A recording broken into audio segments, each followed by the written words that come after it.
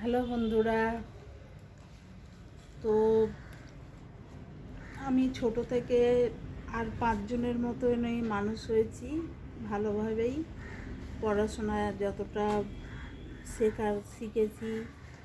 তো ছোট থেকেই আমি এরকম খোঁড়া নয়, কিন্তু খোঁড়া হয়ে গেছি আপনার অপারেশনের পরে, স্পাইনাল কর্ড সার্জারি হওয়ার পরে। ছোট থেকেই কোনো বড় বড় ধরনের অসুস্থতা ছিল না। সাধারণ জ্বর, মাথা যন্ত্রণা, এইগুলো তো সাধারণ মানুষের হয়েই থাকে, অমনি হয়েছিল। কিন্তু হট করে যে পিঠের জ্বালা যন্ত্রণা থেকে সন্দেহ করা হলো, মাথার যন্ত্রণা থেকেই সন্দেহ করা হলো যে কিছু একটা হয়েছে। তারপর থেকেই স্পাইনাল কর্ডের আপনার MRI করার পর ধরা পড়লো যে পিঠে জল জমেছে। তো স্পাইনাল কর্ড সার্জারির পর তখন থেকেই আমি আর হাঁটতে পারি না। তো প্রায় 6-7 বছর আগেও আপনাদের বলেছি, 6-7 বছর হয়ে গেছে। কিন্তু আমার বিয়ের পরই আমি অপারেশনটা হতে গেছিলাম, আমার হাজব্যান্ড নিয়ে গেছিলো চেন্নাই। কিন্তু এখন দ্বিতীয় ম্যারেজ করেছেন। তো এখন পরিস্থিতি এতটাই বাজে হয়েছে যে আবারও একটা সার্জারি করা হলো এইমস হসপিটালে, যাতে একটু রিকভারি হয়। ওখানকার এইমসের ডাক্তাররা বলেছিল যে মাথার C1 C2 হাড়টা চেপে গেছে। তো এই কারণেই আবার সার্জারি করা হয়েছিল।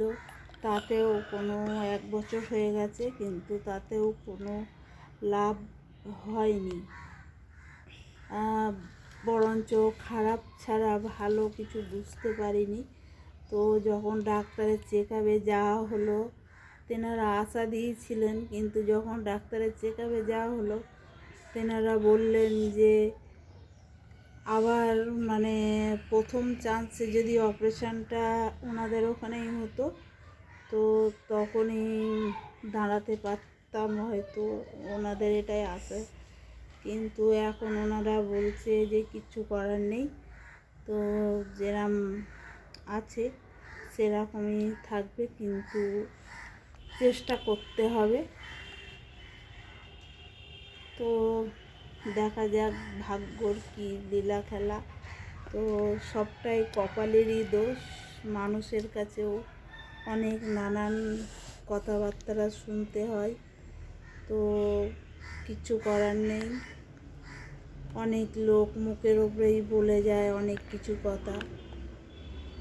তো এই ভিডিওটা প্লিজ কেউ মানে